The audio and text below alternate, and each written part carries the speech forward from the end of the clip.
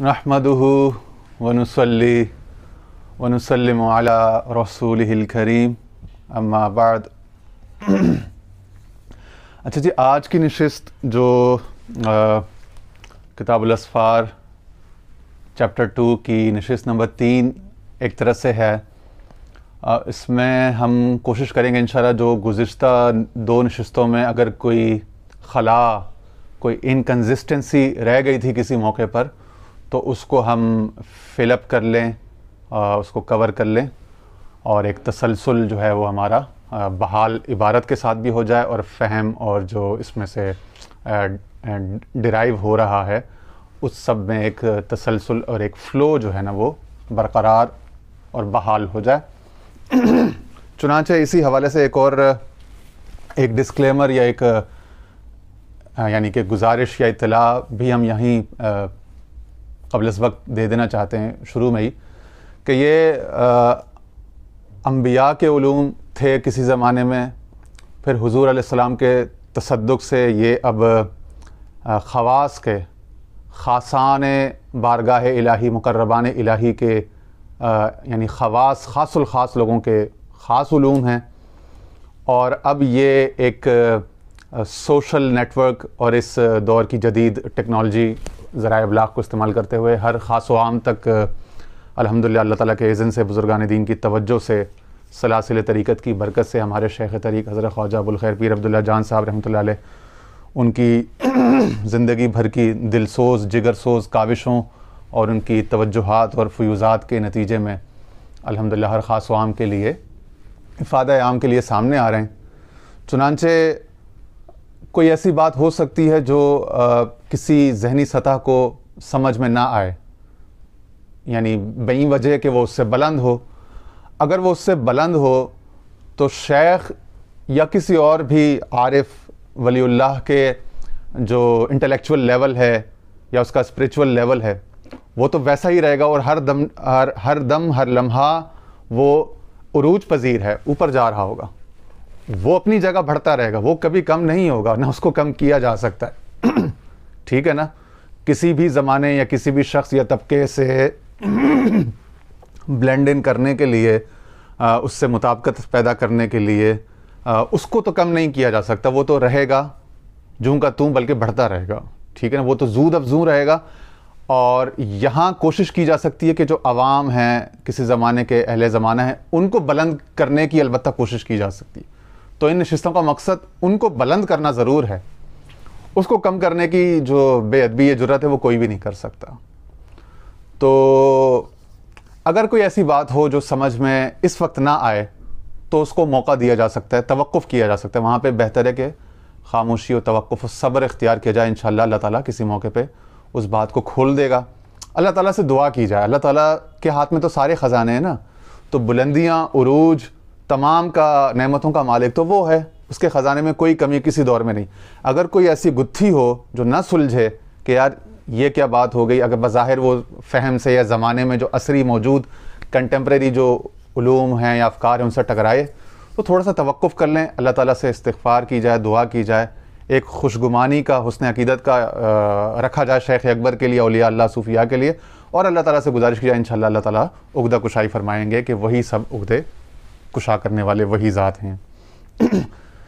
تو شروع کرتے ہیں یہی چیپٹر نمبر 2 کو وہیں سے شروع سے، تاکہ وہ ایک تسلسل اور وہ فلو اس میں آ جائے۔ بسم اللہ الرحمن الرحیم۔ فمن ذلك سفر ربانی من الاعماء الى عرش الاستواء الذي تسلمه الاسم الرحمن۔ کہہ رہے ہیں انہی اسفار میں سے پھر ایک سفر جو ہے وہ یہ ہے کہ استواء عرش سے ربانی یعنی اما سے استواء عرش تک کا سفر ہے۔ ورد خبر وهو ان بعض الناس قال لرسول اللہ صلی اللہ علیہ وسلم، کہتے ہیں یہ حدیثوں میں آئی ہے خبر کہ بعض لوگوں نے رسول اللہ صلی اللہ علیہ وسلم سے، یعنی صحابہ نے، بعض سے مراد ان بعض الناس جب حدیث میں آتا ہے تو اس سے مراد صحابہ کرام ہوتے ہیں، کہ انہوں نے پوچھا کہ اے اللہ کے رسول صلی اللہ علیہ وسلم، این کان ربنا قبل ان یخلق الخلق۔ سوری میں ذرا گلے میں تھوڑا کھنکھاروں گا، معذرت چاہتا ہوں اس کے لیے، کہ میرے 2 دن سے میرا گلا بہت خراب ہے، اور گزشتہ رات سے جو پیشتر رات تھی اس میں تو میں کسی سے بات کرنے کے بھی قابل نہیں تھا، بہت تکلیف تھی۔ بہرحال ہمارا جو رب ہے وہ خلق کائنات سے، تخلیق کائنات سے قبل کہاں تھا؟ وكما قال فقال صلی اللہ علیہ وسلم كان في عماء ما فوقه هواء وما تحته هواء. تو آپ صلی اللہ علیہ وسلم نے ارشاد فرمایا کہ وہ عماء میں تھا، عین میم الف اور حمزہ، جیسے سما ہے نا آسمان، سین میم الف حمزہ، ویسے ہی سین کو ہٹا کے آپ ریپلیس عین سے کر دو عماء ہو جائے گا. ما فوق کہ جس کے نہ اوپر ہوا ہے اور نہ نیچے ہوا، یعنی اشارہ عام انسان کو سمجھانے کے لیے، کہ انسان تو ہوا کے بغیر، آکسیجن کے بغیر سانس لے ہی نہیں سکتا نا، کسی بھی زمانے کا، آدم علیہ السلام کا ہو یا آج کے 21ویں صدی کا ہو یا 35ویں صدی کا، 14 سال بعد کوئی آئے گا. انسان آکسیجن سے، اس کا جسم بھی عبارت ہے، اور اس کو یہ ریسپریٹوری جو سسٹم ہے اس کے لیے بھی ہمیشہ آکسیجن چاہیے. ٹھیک ہے، تو تصور یہی ہوتا ہے کہ ہوا کے بغیر کچھ بھی نہیں ہے اور خلا میں انسان مر جائے گا. یہ تصور اس زمانے میں بھی تھا اور یہ تصور آج بھی ہے کہ ہوا کی عدم موجودگی کی صورت میں یا خلا کے ہونے کی صورت میں زندگی کا تصور نہیں کیا جا سکتا. اسی لیے جو ایکسٹرا ٹیریسٹریل لائف ہے، یعنی لائف کے بیونڈ، ارتھ کے بیونڈ جو دیگر پلانٹس پر لائف ہے، پلانٹاری سسٹم، اس پر بھی آکسیجن کی مقدار دیکھی جا رہی ہے کہ فلاں سیارے یا فلاں جگہ پر آکسیجن کتنا ہے اور پانی کتنا ہے، تاکہ زندگی کو وہاں پہ لے جانے کا جو ہے وہ ارادہ یا پلان جو ہے کیا جا سکے. تو وہ کہتے ہیں کہ نہ اس کے اوپر ہوا تھی نہ نیچے. فقط تکون لفظت ما، کہ جو ماں کا لفظ ہے نا ہونا نافیہ، کہ یہ نافیہ بھی ہوتا ہے یعنی انکار کے لیے، ٹھیک ہے نا، نیگیٹو، ٹھیک ہے، اور ریفیوٹل میں کے لیے. وقت تکون بمعنی الذی، اور بعض اوقات یہ الذی یعنی اس میں موصول کے معنی میں بھی ہوتا ہے.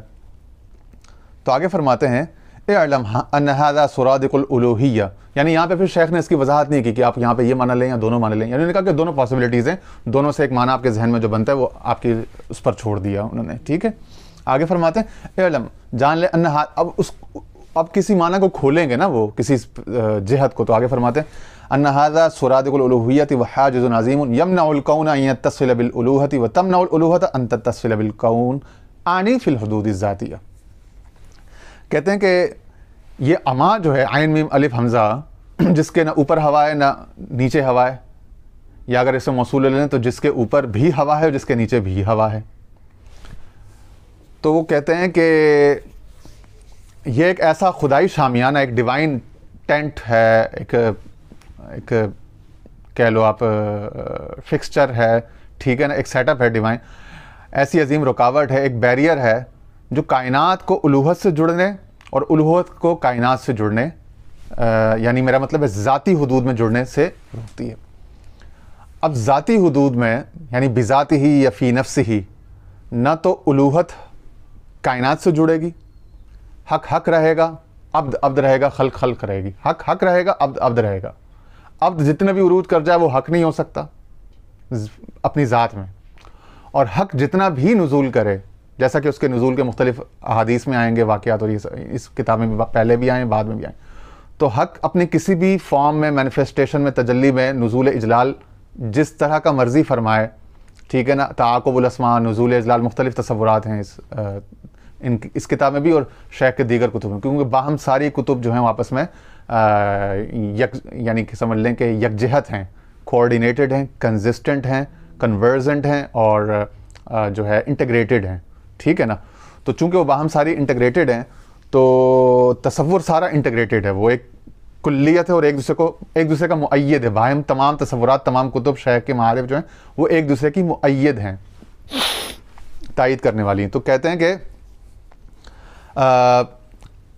جو الوہت ہے اس کا اتصال ذات میں نہ تو کائنات سے ہوگا، کون یا خلق سے، اور نہ ہی وائس ورسا کون کا ذات باری تعالیٰ سے ہوتا ہے. البتہ صفات اور افعال میں کچھ مناسبت، کچھ قربت، تقرب جو ہے وہ ہو سکتے. اس بات کو ایک شعر کی صورت میں مولانا روم نے بھی ایک جگہ بیان کیا ہے. آج مجھے کوئی 8-10 سال بعد یہ شعر یاد آیا، 2010 یا 11 میں غالباً یا 12 میں شاید پڑھا ہوگا. اس وقت تھے کہیں لاشعور میں کسی میموری کے گوشے میں تھا، آج اچانک ایمرج کر کے اسکرین پہ سامنے آ گیا. فرماتے ہیں اتصال بے تکیف بے خیاس ہست رب الناس رب جان ناس. یہ جو قرآن شریف میں آیا نا، وَهُوَ مَعَكُمْ أَيْنَمَا كُنْتُمْ، کہ وہ تمہارے ساتھ ہوتا ہے تم کہیں بھی ہو. یا أَيْنَمَا تُوَلُّوا فَثَمَّ وَجْهُ اللَّهِ، کہ تم کہیں بھی رخ کر لو، کسی بھی طرف دیکھو تو تمہیں اسی کا چہرہ نظر آئے گا. یہ آیات متشابہات میں سے ہیں. بہرحال عرفاء نے، اولیاء اللہ نے ان کو چونکہ اپنے علوم میں بعض اوقات بلکہ بسا اوقات لیا ہے اور اس سے استشہاد کیا ہے اور اس سے تائید پکڑی ہے اور یہ ان کا ذوق اور مشرب رہا ہے. تو کہتے ہیں یہ جو ہے نا اس سے جو اتصال ہے وہ بے تکیف بے قیاس ہے. اس کا یعنی کہ وہ ہے، ٹھیک ہے نا، اس کے وجود و عدم وجود یعنی اس بات و نفی پر، انتفاع پر تو بات ہو سکتی ہے، لیکن اس کے کیفیت پر، تکیف پر بات نہیں ہو سکتی. ہاؤ بے قیاس اور کیوں. تو ہاؤ اینڈ وائی پر یعنی کیسے اور کیوں پر جو ہے وہ کوئی ڈیفینٹ کلوز نہیں دیے جا سکتے. ذوقی وجدانی کلوز ویگ قسم کے وہ انسان اپنے اندر رکھ سکتا ہے اور محسوس کر سکتا ہے، اس پر کوئی ایسی قدغن ہے بھی نہیں. ہست رب الناس را با جان ناس، جو رب ناس یعنی انسانوں کا جو رب ہے اس کا جو انسان کی جان کے ساتھ جو ایک اتصال ہے، ٹھیک ہے نا، چونکہ وہ کہتا ہے میں نے اس میں روح پھونکی اور پھر سب کو، فرشتوں کو سب کو کہا کہ سجدہ کرو تو انہوں نے سجدہ کیا، روح الہی کو سجدہ کیا. تو یہ جو روح الہی کا، روح انسانی سے جو اتصال ہے، روح اس پہ کچھ حضور غوث العظم شیخ عبد القادر جیلانی پیرانی پیر دستگیر رضی اللہ عنہ انہوں نے سر الاسرار میں بات کی ہے. تو ہم کوشش کریں گے کہ اس سیریز کے بعد یا اس سیریز کے دوران کسی موقع پر نا سر الاسرار کو بھی ساتھ میں شروع کریں، تاکہ ایک دوسرے زاویہ نظر سے اور ایک دوسرے میتھڈولوجی اور میکینزم سے آپ کو یہ بات شاید زیادہ ایلیبوریٹ ہو کر زیادہ سمجھ میں آ جائے، ہمیں بھی سمجھ میں آ جائے. تو اس لحاظ سے بھی ہم سوچ رہے ہیں کہ اس کو کسی موقع پہ لے آئیں اور کچھ اور ایسی تعلیمات کو بھی. تو انشاءاللہ وہ وقت کے ساتھ ساتھ. فی الحال اگر ہم اسی ٹیکسٹ اور انہی عبارات کو سامنے رکھتے ہوئے چلیں حتی الامکان، تو وہ کہتے ہیں کہ ذاتی حدود میں جڑنے سے روکتی ہے، یعنی اس کا مطلب ہے کہ کسی اور حد میں کسی اور جہت سے اتصال یا وصال کا پاسبلٹیز ہیں، جو کہ ہم نے کہا نا کہ صفات اور افعال اور اسماء کا جو قرب ہے. تو اس حوالے سے جیسا کہ حضور علیہ السلام کو اللہ تعالیٰ نے فرمایا لقد جاءکم رسول من انفسکم عزیز علیہ ما عنتم، ٹھیک ہے نا، حریص علیکم بالمؤمنین رؤوف الرحیم. تو رؤوف بھی فرمایا اور رحیم بھی فرمایا، ٹھیک ہے نا. انسان کو فرمایا سمیع بھی اور بصیر بھی، جعلناہ سمیعا بصیرا، ٹھیک ہے نا. اور اسی طرح انسان کے لیے رب کا بھی استعمال فرمایا، لفظ اسم الرب کا، کہ رب ارحمہما کما ربیانی صغیرا، ٹھیک ہے نا. یہاں پہ والدین کو رب کہا گیا مجاز میں. اور اسی طرح جو یوسف علیہ السلام کے واقعے میں فرمایا کہ وہ اپنے رب کو یعنی اپنے اس مالک کو جو بادشاہ تھا اس کو پانی پلائے گا. وہ قضی الامر الذی فیہ تستفتیان، جب وہ دو بندے ان سے خواب کی تعبیر پوچھنے آتے ہیں تو کہتے ہیں نا کہ تو فیسقا یا سقا ربہ خمرا، کہ تو اپنے رب کو پلائے گا واپس شراب، اور یعنی اس کی جو بادشاہی کی جو ڈیوٹی ہے، خدمت ہے، اس پر واپس تجھے بحال کر دیا جائے گا، اس جہاں سے تجھے سیک کیا گیا تھا جس اپوائنٹمنٹ سے. تو مقصد کہنے کا یہ ہے کہ یہ تمام اسماء میں اور افعال میں اور ان میں جو ہے وہ اتصال وصال جو ہے یہ اس کے امکانات موجود ہیں. اگر نہیں ہے تو ذات میں نہیں ہے، ٹھیک ہے نا. اور اسی کو پھر آگے فردر آپ فرماتے ہیں، اسی عما سے اللہ تعالیٰ فرماتا ہے، نبی کریم صلی اللہ علیہ وسلم کی صحیح حدیث میں آیا ہے وَمِنْ هَذَا الْعَمَاءِ يَقُولُ اللَّهُ تَعَالَى وَرَدَ فِي الصَّحِيحِ یعنی نبی. اب عما کے معنی کو ہم تلاش کریں گے. یہ جو حدیث جو آگے انہوں نے دی ہے نا، جو جس پہ ہم نے اس دن کافی تفصیل سے بات کی تھی، اس دن ہم نے اس کے ظاہری گوشے پر اور پھر اس کے شعری اور ذوقی پہلو پر ہم تھوڑا سا چلے گئے تھے، ٹھیک ہے نا. آج کی نشست میں اللہ تعالیٰ کی طرف سے کچھ اور عطا ہوگا، دیکھتے ہیں کیا ہوتا. تو فرماتے ہیں ما ترددت فی شیء انا فاعلہ ترددی فی قبض نسمۃ المؤمن یکرہ الموت وانا اکرہ مساءتہ ولا بد لہ من لقائی. تو پہلے تو یہ فرما رہے ہیں کہ صحیح بخاری میں باب التواضع میں کتاب باب التواضع کی حدیث نمبر 6502 ہے صحیح بخاری کی، ٹھیک ہے نا. من عادى لی ولیا سے بات شروع ہوتی ہے کہ جس نے میرے کسی دوست سے دشمنی کی فقط آذنتہ بالحرب، تو میں اس سے اعلان جنگ کر لیتا ہوں.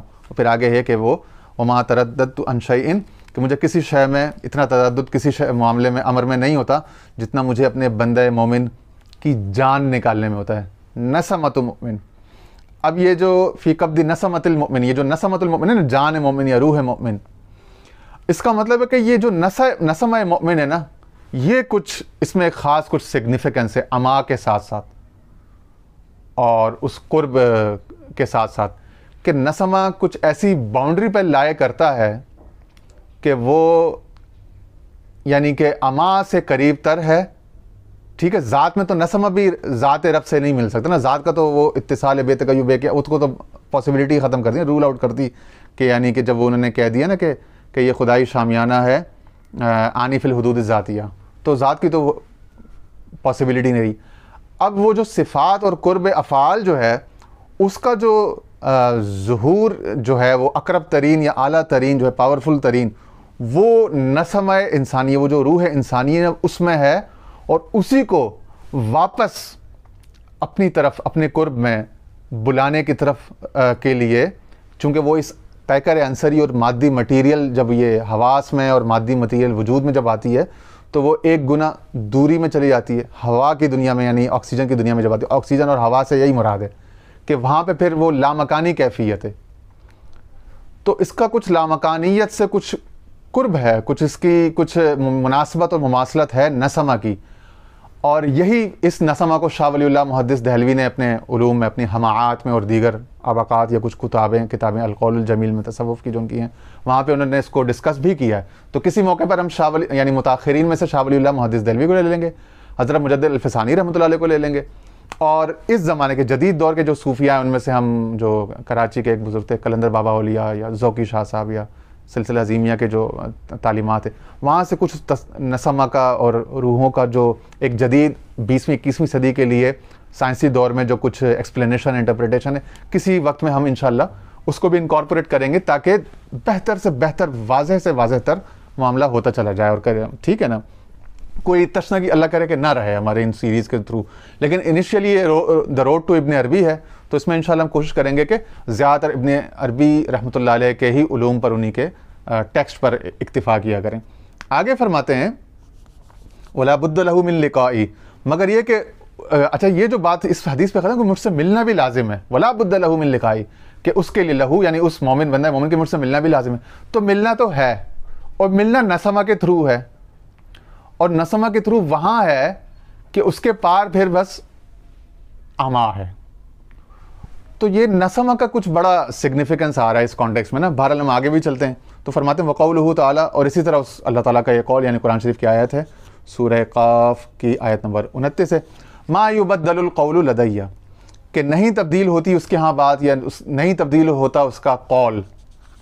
تو یعنی جب اس نے کہہ دیا کہ میری ذات سے لقاء اور دیدار ملاقات ہونا ہے, لیکن میری ذات کسی کے لا تدرک الابصار, کسی کے ابصار میں نظر میں آنے والی ہے بھی نہیں, تو یہ دونوں اقوال درست ہیں اور درست ہوں گے. تو یہ کہہ رہے ہیں اس کا قول تو نہیں تبدیل ہوگا کہ نہیں دیکھا نہیں جا سکتا, لیکن ایک قرب عطا کیا جائے گا اور ایک طرح کا کسی تجلی میں دیدار یا ظہور کرا کے اس کی تشفی بھی کی جائے گی. وَإِلَيْهِ الْإِشَارَةُ, کہتے ہیں اور اسی طرف اشارہ ہے. اس قول سے بھی اللہ تعالیٰ کی آیت لے کر آئے ہیں قرآن شریف کی, یہ سورہ بقرہ کی آیت نمبر 210 ہے. وَجَاءَ رَبُّكَ فِي ظُلَلٍ مِّنَ الْغَمَامِ, یعنی فی یوم الفصل والقضاء, یعنی ترجمہ تو اس کا ہے وَجَاءَ رَبُّكَ, اور تیرا رب آیا. اب آیت کو لو لے کر آئیں فی ظُلَلٍ مِّنَ الْغَمَامِ, یعنی بدلیوں کی اوٹ میں, یعنی بادلوں کے سائے میں, یعنی فی یوم الفصل والقضاء, یعنی فیصلے اور قضاء کا دن. اب یہ جو آیت ہے نا سورہ بقرہ کی آیت نمبر 210, میں نے قرآن شریف کھولا اور اس میں دیکھا تو یہ الفاظ اس طرح ہیں هل ينظرون الا ان تأتيهم الله والملائكة وقضي الامر, کہ کیا یہ لوگ اس بات کا انتظار کر رہے ہیں. کانٹیکس تو غالباً موسیٰ علیہ السلام کا ہے کہ وہ, یا کسی انبیاء کا ہے, دیگر انبیاء کے ساتھ بھی ایسا ہوتا رہا نا کہ ان کی قومیں ان کو تنگ کرتی رہیں, خاص طور پر موسیٰ علیہ السلام کو, کہاں ہے تمہارا رب, ہمیں دکھاؤ تو صحیح, یعنی ہم جو دیکھا نہیں جا سکتا ان کو کیسے مانیں. اور وہ کہہ رہے ہیں کہ بھائی شرط یہ ہے کہ بن دیکھے مانو, پھر وہ اپنے کرم سے تم پر کھولے گا اپنے اسرار. تو فرما رہے ہیں, تو آیت یوں ہے وہ هل ينظرون الا, کیا اب یہ لوگ اس بات کا منتظر ہیں یا اس بات کی طرف دیکھ رہے ہیں کہ ان تأتیہم اللہ, کہ اللہ تعالیٰ ان کے پاس آ جائے فی ظلل من الغمام, یعنی بادلوں میں سے. ٹھیک ہے نا, یعنی وہ تو اس کے اور تمہارے درمیان تو کئی سارے حجابات ہیں, بشریت ہیں, حجابات, ظلمات ہیں بہت سارے نا. اگر وہ ظلل من الغمام یعنی وہ مٹیریل جو حجابات نہ ہو تو پھر تو تم بات بھی کرو, خواہش بھی کرو. جب اتنا سارا تم نے اپنے اوپر بیگیج رکھا ہوا ہے, اتنا بوجھ ہے تمہارے ساتھ, تو تم کیسے بات کرتے ہو. ایک تو اس میں اس طرح سے بھی اس کی نفی کی جا رہی ہے نا, والملائکۃ وقضی الامر, اور اس کے ملائکہ بھی, اور یہ کہ وہ فیصلہ کر لیا جائے, امر یعنی کہ جاری, یعنی فیصلہ سنا دیا جائے یا کر دیا جائے. اب یہ قضی الامر کیا ہے یا فیصلہ کیا ہے, اور یہ بادلوں کے پار سے تجلی کیا ہے، یہ سب کیا ہے، اس کو ہم تھوڑا سا شیخ اکبر کی، جیسا کہ ہم نے کہا کہ ان کے علوم آپس میں کوآرڈینیٹڈ ہیں، کنسسٹنٹ ہیں، کوئی انکنسسٹنسی تو ہے نہیں، غیر مربوط تو ہے نہیں، وہ تو باہم مربوط ہیں اور باہم ایک دوسرے کے مؤید ہیں. تو اب ہم نے اس پہ شیخ الاکبر کی جو مشکات الانوار فی ما روی عن اللہ من الاخبار ہے نا، یعنی احادیث قدسی جو اللہ تعالیٰ سے روایت کی گئی حضور علیہ السلام کے تھرو، جو ہمیں ایسی اللہ تعالیٰ کے اقوال ملے، وہ احادیث قدسی، وہ ان کو 101 کی تعداد میں جمع کیا ہے شیخ اکبر نے. اور یہ جو ابن عربی فاؤنڈیشن والوں نے اس کی پبلیکیشن کی ہے، اس کا حدیث نمبر انہوں نے الحدیث السادس والعشرون، یعنی حدیث نمبر 26 دی ہے، 26. اور یہ صحیح مسلم کی حدیث ہے اور بہت معنی خیز ہے، اور بہت کچھ انشاءاللہ پردے کھولے گی. فرماتے ہیں قال حدثنا ابو الحسن علی بن عبداللہ الفریانی. آگے حدثنا مسلم حدثني زہیر بن حرب حدثنا یعقوب بن ابراہیم حدثني ابی عن ابن شہاب.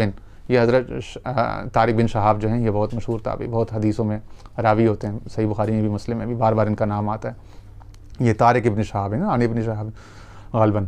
عن عطاء بن یزید اللیثی عن ابی ہریرہ رضی اللہ عنہ قال قال رسول اللہ صلی اللہ علیہ وسلم یعنی فی یوم الحشر واقتص الحدیث وفیہ وتبقى هذه الامة فیہا منافقوها فیأتیہم اللہ تبارک. یہ آگے الفاظ ہیں جو قرآن شریف میں الفاظ ہیں، هل ينظرون الا ان یأتیہم اللہ، تو یہ وہاں سے مل گئے.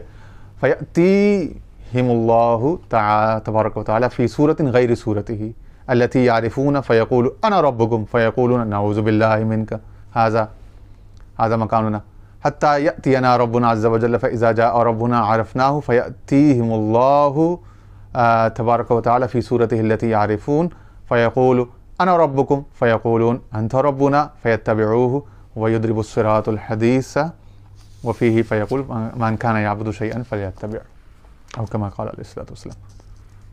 حضرت ابو ہریرہ رضی اللہ عنہ سے روایت ہے، حضور علیہ السلام نے یوم حشر کا واقعہ بتایا.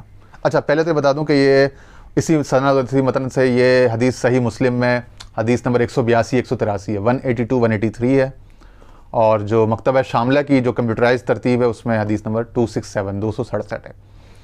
اور یہی اسناد سے یہی متن صحیح بخاری میں 4581 ہے، N806 یعنی 806 ہے اور 4581 صحیح بخاری کے نمبر نوٹ کر لیں. اور صحیح بخاری کو اگر آپ مکتبہ شاملہ میں کھولیں گے تو وہاں پہ 6088 6088 ملے گی آپ کو. ٹھیک ہے جی. اور اس میں یہ بھی تھا جو واقعات یوم حشر کے بیان ہو رہے ہیں نا. اچھا اب یہ ہے نا کہ یوم حشر جو ہے وہ غیب میں ہے، پتہ نہیں کتنے ہزار سال بعد، لاکھوں سال بعد برپا ہونا ہے، لیکن اللہ تعالیٰ کے لیے ٹائم سارا ماضی ہے. اور رب تعالیٰ کے سمجھانے کے لیے کہہ رہا ہوں کہ اس کے شعور میں، اس کے سینس آف ٹائم میں یہ سارا اسپیس ٹائم، یہ سارا ماضی قصہ واقعہ ہے. اور اسی طرح رسول اللہ صلی اللہ علیہ وسلم بھی ماضی کے چونکہ صیغے میں استعمال کرتے ہیں، وہاں کے واقعات، حشر کے واقعات 2000 لاکھوں سال بعد ہونے، تو آپ کے علم میں وہ علم ماکانہ ہے جو ہمارے لیے، ہماری نسبت سے، ہمارے فریم آف ریفرنس سے ما یکون ہے.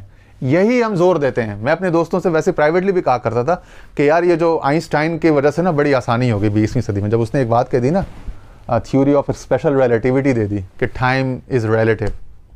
ٹھیک ہے نا. تو جب سے اسپیشل ریلیٹیوٹی آئی نا، ساری اسپرچویلٹی، سارا قرآن و حدیث سمجھنا آسان ہو گیا.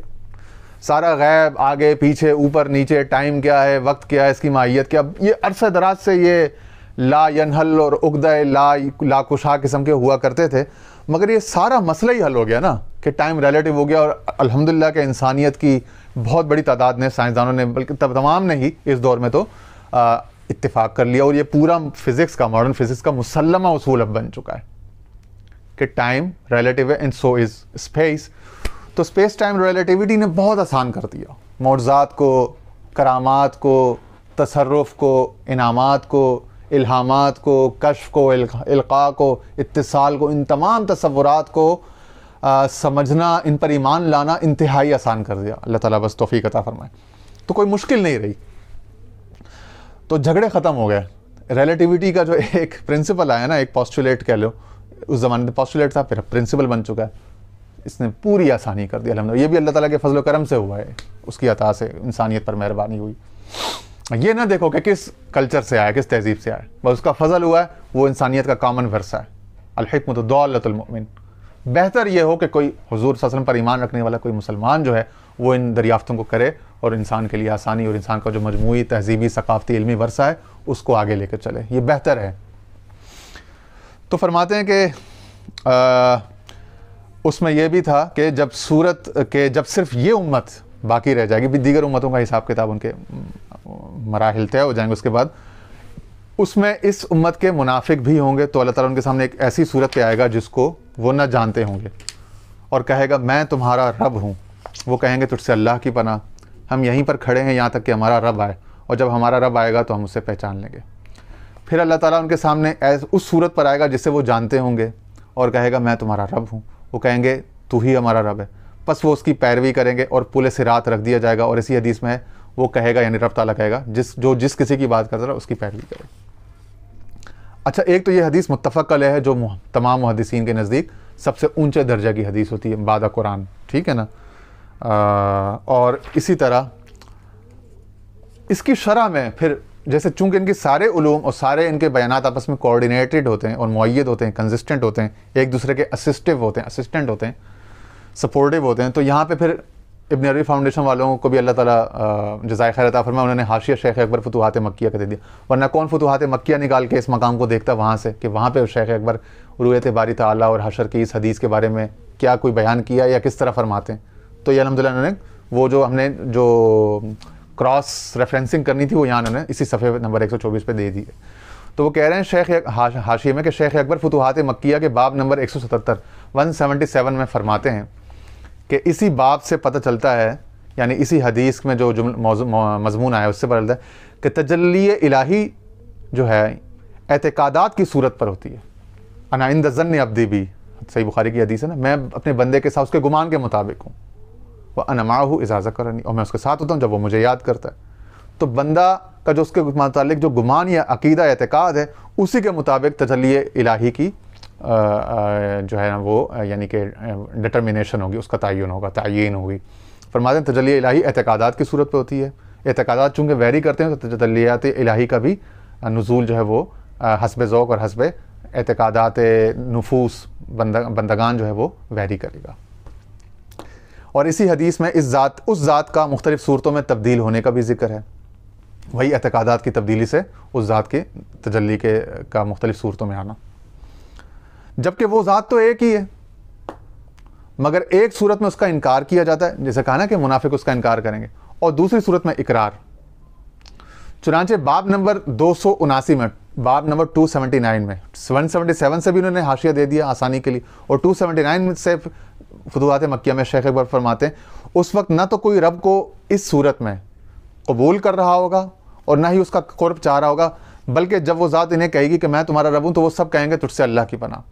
مگر عارف اس مقام پر بھی اسے جانتا ہوگا، مگر اسے یہ بھی بتایا گیا ہوگا کہ وہ ذات نہیں چاہتی کہ اسے اس حاضرت میں ایک خاص صورت پر مقید معرفت کے ساتھ عبادت کرنے والا پہچانے۔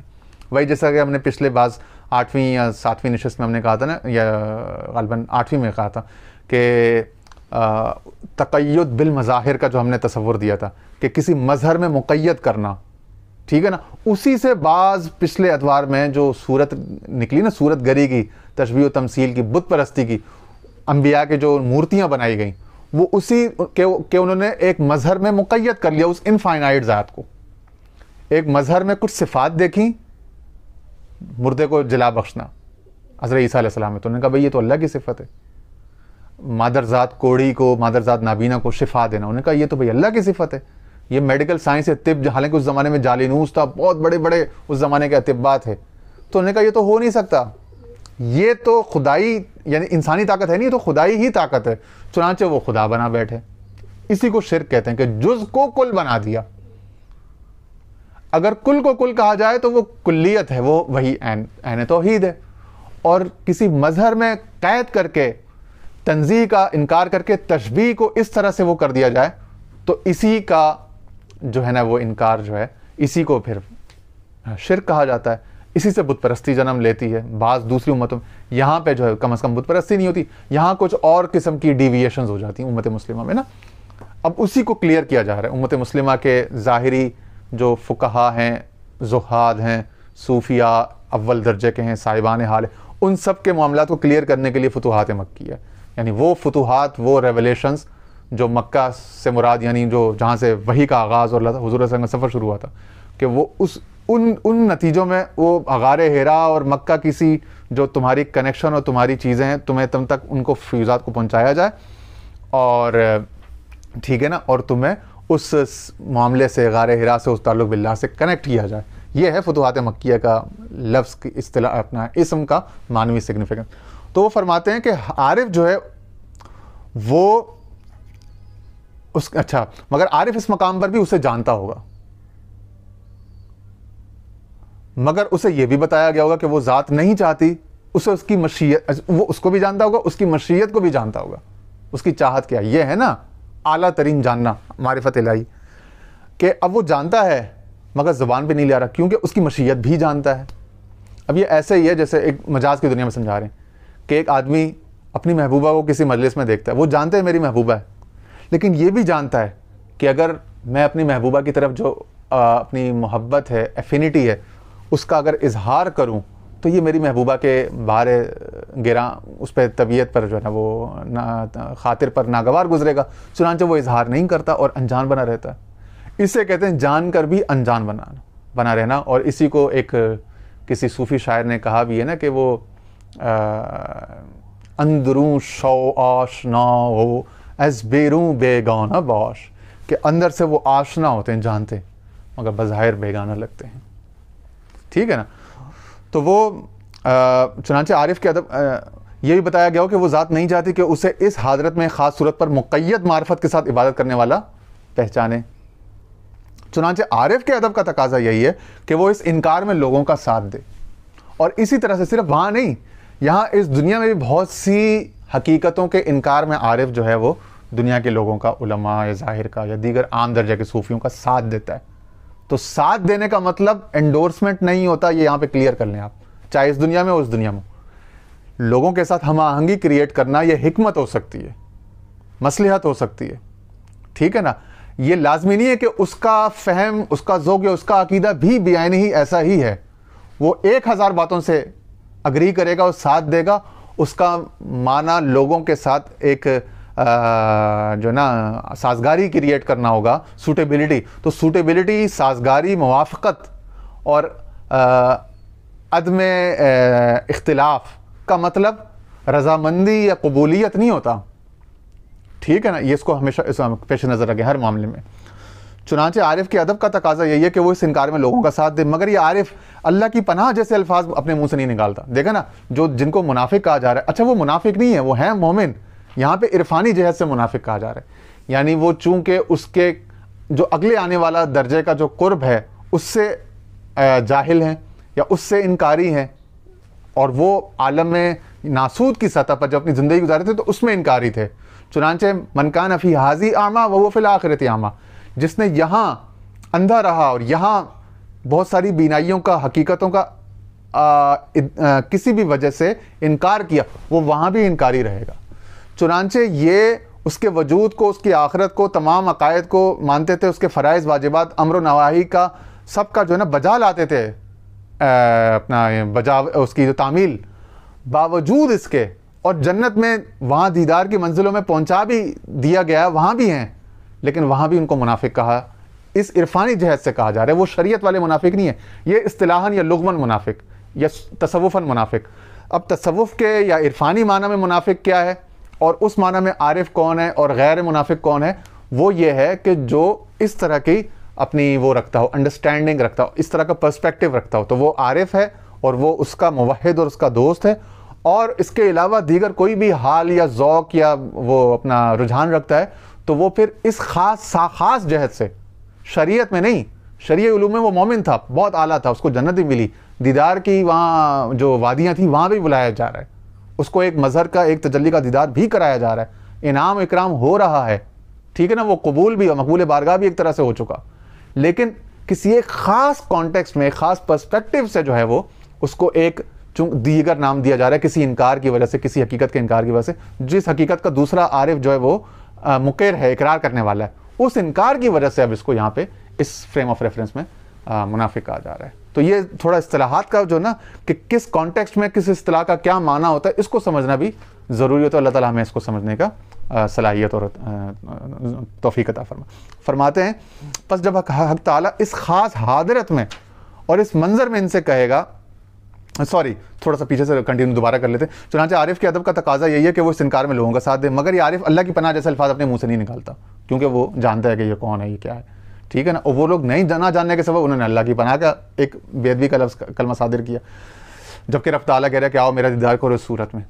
تو ادب کا تو تقاضا یہ تھا نا, جیسے دوسرے لوگوں نے نکالے, یعنی دوسرے لوگوں نے جو الفاظ نکالے عارف نہیں نکالے گا, کیونکہ وہ اس ذات کو جانتا ہے اور اس کی لامحدودیت کو اور اس کی پرمیبلٹی کو جانتا ہے. چنانچہ یہ بھی یہاں پہ یہ بات یاد رکھیں کہ اسی عالم شہادت اور عالم مادیات یا عالم ناسوت جو ہے, ظلمات کی جو دنیا ہے, اس میں وہ کس بندے سے کیا کام لے لے اور کس جگہ سے آپ کی رہنمائی کر لے, کبھی بھی آپ اپنے ذہن کو, اپنے دل کو, اپنے ظرف کو بند نہیں کریں گے. جس طرح ہم نے ایک نشست میں شروع میں کہا تھا نا کہ وہ ایک بزرگ نے فعال رکھا کہ اگر جو میں صبح اٹھوں گا تو وہ یصورکم فی البر والبحر, تو میں بر اور بحر کا فلسفہ سوچوں گا کہ میں بر کے ذریعے سے حج پہ جاؤں, بری رستے سے یا بحری سے. تو وہ بحری کو پریفر کر رہا تھا, لیکن اس نے کہا کہ جو صبح مجھے جو کہے گا پہلا شخص, میں اس کی بات مان لوں گا. تو وہ پہلا شخص یہودی تھا, وہ یہودی تھا مگر قرآن کو جاننے والا بھی تھا اور قرآن کے اسرار و معارف ماننے والا بھی تھا اور اس شخص کو کنونس کرنے والا بھی تھا, ایمان بھی رکھتا تھا.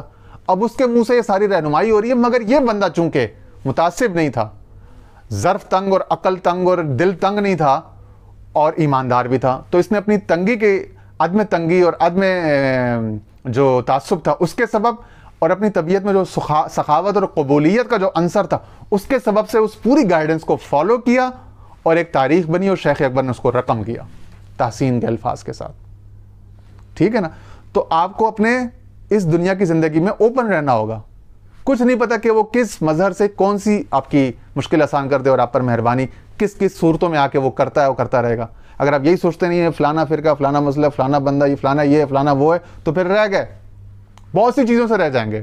بہت سارا گڈ, بہت ساری بیٹرمنٹ, بہت ساری بھلائی خیر سے انسان اپنے اوپر دروازے ان تعصبات اور ان ظاہری خارجی تعینات کے سبب دیواریں کھڑی کر کے محروم ہو جاتا ہے. اللہ تعالیٰ ہمیں معاف فرمائے, اللہ تعالیٰ ہم پر کرم فرمائے. فرماتے ہیں کیونکہ وہ اس ذات کو, یعنی عارف اس ذات کو جانتا ہے. پس جب وقت تعالیٰ اس حاضرت میں اور اس منظر میں ان سے کہے گا, ان سب سے کہے گا, کیا تمہارے اور اس ذات کے درمیان کوئی نشانی ہے جس سے تم اس کو پہچانو گے, تو وہ کہیں گے ہاں. پھر حق تعالیٰ ان کے سامنے, یعنی ان مخلوق کے سامنے مختلف نشانیوں کے ہوتے ہوئے اس نشانی کی صورت میں تبدیل ہوں گے جب وہ لوگ اس نشانی کو دیکھیں گے, اور یہ وہی صورت ہوگی جس پہ وہ حق کی عبادت کرتے ہوں گے, تب وہ اسے پہچانیں گے. اور عارف بھی سے پہچاننے میں ایک تو اللہ کا ادب کرتے ہوئے اور دوسرا حقیقت بھی یہی ہے ان کا اب ساتھ دے گا اور ویسے ہی اقرار کرے گا جیسا کہ دیگر لوگوں نے اقرار کیا. چنانچہ اس میں اچھا, اب اس میں بہت سارے سبق ہیں. اسی کو پھر حدیث جبرائیل جو ہے نا, صحیح بخاری اور مسلم کے متفق علیہ حدیث ہے, جہاں پہ جبرائیل علیہ السلام ایک مسافر کی صورت میں آتے ہیں سائل بن کے اور پوچھتے ہیں کہ یا رسول اللہ مل ایمان, تو آپ صلی اللہ علیہ وسلم نے ایمان کے جو ٹینٹس ہیں وہ بتائے سارے, اس کے اجزاء سامنے رکھے, ٹھیک ہے نا.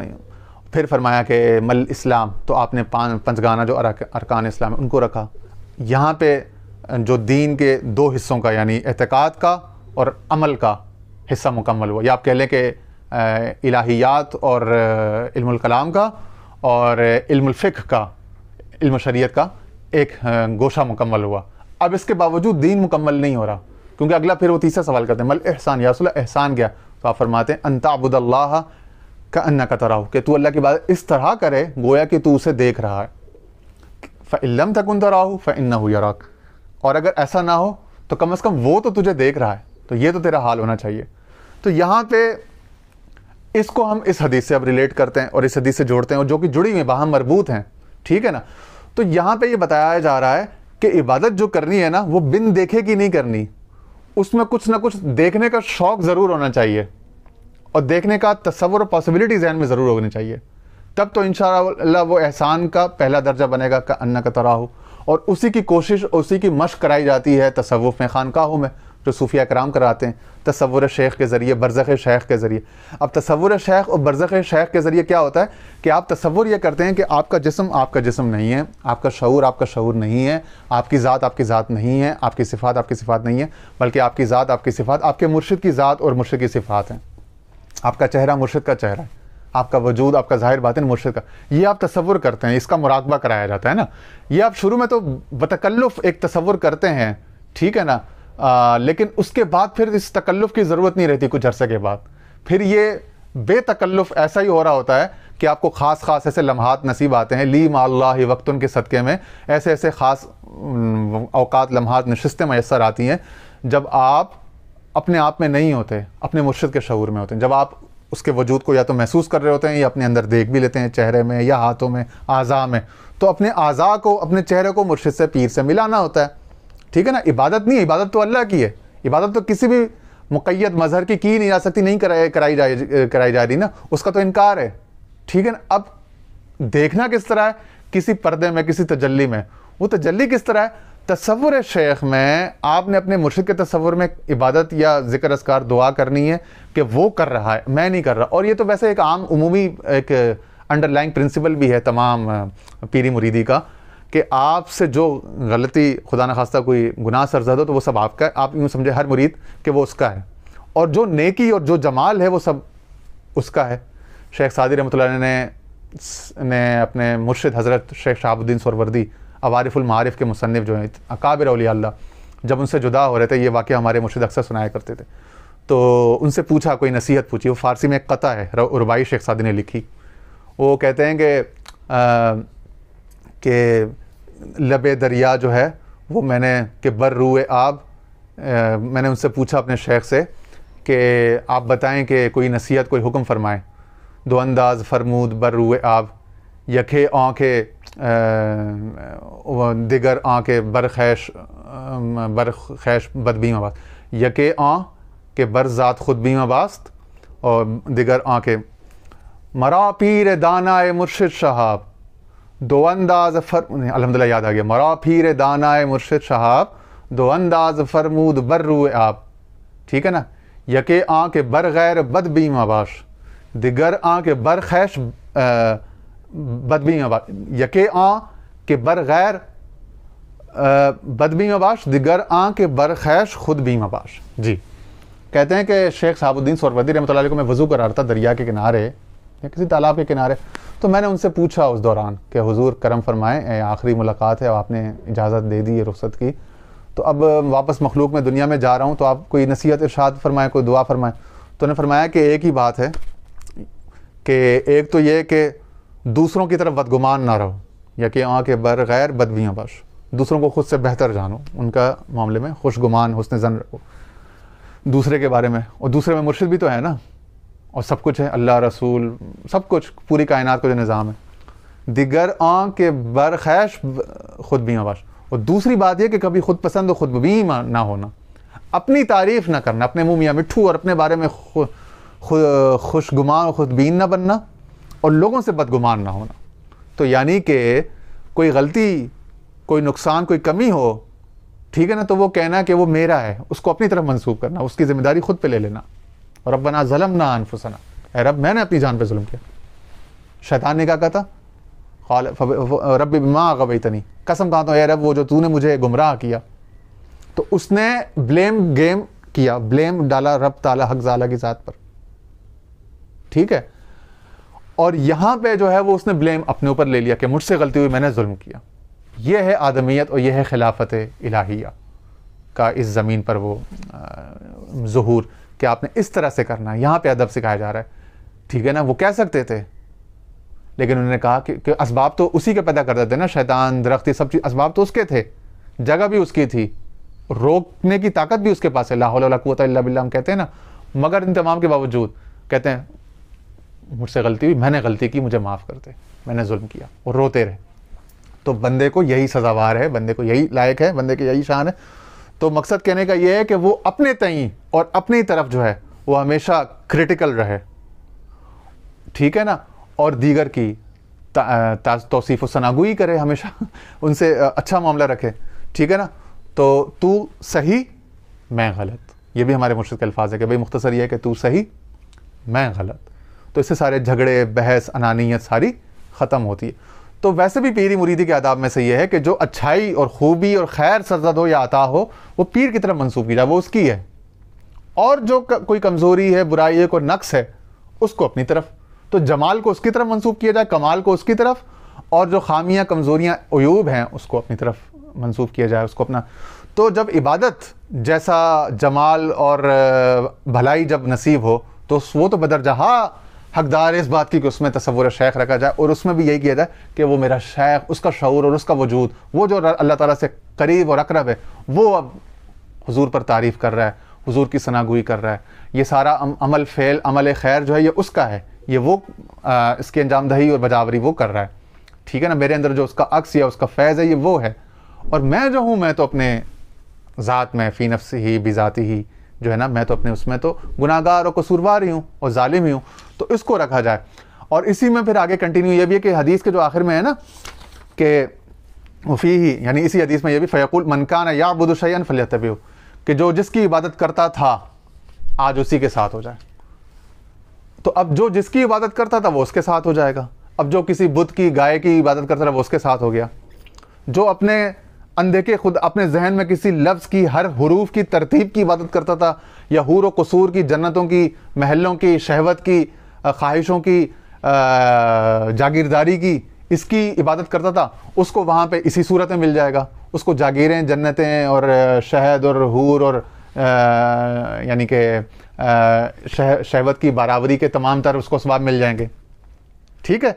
اور جو عرفاء کی طرح اور ان کے طریق پر ادب اور شعور کے ساتھ اس کے دیدار وصال کی لذتوں میں یہاں بھی رہتے ہوئے اپنی زبان بند اور خاص بات کو خاص دل میں رکھتے ہوئے صرف بند کمرے میں خاص سے اگر کہیں ضرورت پڑ گئی، وگرنہ اپنے اوپر چپ کا تالا لگا کے بڑے شعور و حضور کے ساتھ شریعت و طریقت کی تمام تر لوازمات کا پابندی اور ان کا حیا کرتے ہوئے یہاں پہ حیا سے اور ادب سے رہے گا، وہ وہاں پہ بھی اسی حیا اور اسی ادب میں رہے گا، مگر وہ ان دونوں مینیفیسٹیشنز میں اس کا اقراری ہوگا اور اس کے دیدار و وصال کی لذتیں وہاں پہ دونوں صورتوں میں لینے والا ہوگا۔ جبکہ جو دوسرے تھے، جو کمتر درجے کے تھے، جن کو اس خاص پرسپیکٹو میں منافق کہا جا رہا ہے، وہ اس صورت میں انکاری ہو جائیں گے اور ادب کی وادی سے، ادب کی منزل سے گرنے والے ہوں گے۔ اللہ تعالیٰ سے ہم پناہ مانگتے ہیں، اور اسی پر آج کا درس ختم کرتے ہیں۔ یہ درس حدیث بھی ہو گیا، درس تصوف بھی ہو گیا، درس طریقت و معرفت بھی ہو گیا۔ اللہ تعالیٰ قبول فرمائے، ہم سب کے احوال پر نظر رحمت فرمائے۔ وآخر دعوانا ان الحمد للہ رب العالمین۔